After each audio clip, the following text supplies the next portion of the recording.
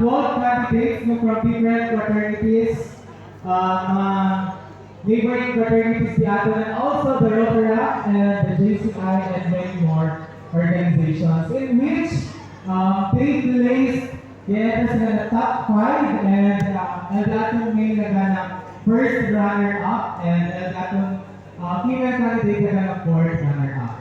So ano yan si Mr. Owen Lorek and Miss Mariel Garganeta. So I think sila natin ito picture mo ng flash na level.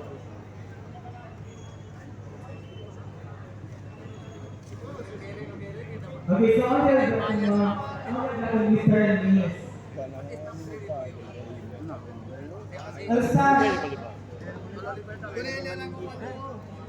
Okay, so I was telling you Miss title, no? You're gonna say Miss Photogenic. Na Intero sa Bongo del Sur and Intero Philippines, no? Ayan, so ayun kami talaga Mr. Ayan, so dahil ito palapakan. So naman kita ko Mariel, no? Come here. So, kita dito experience for representing the Tyro Chiniki community. Ano? Ang sabi guys. Dekat ko rin sinaw na model-model. Pag-ibig ka kayo.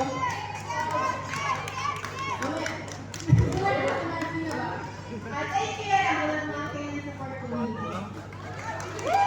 Yeah, so there you have it. Congratulations, Maria. Next we have si Owen Hart. And next artist Del Tyro, in which nasabi ko na Oxin Fields na he is under contract at Oxin Fields na artista eh. So, okay, si Owen Hart, come here. Sa next artista na Chilean artista from Tyro.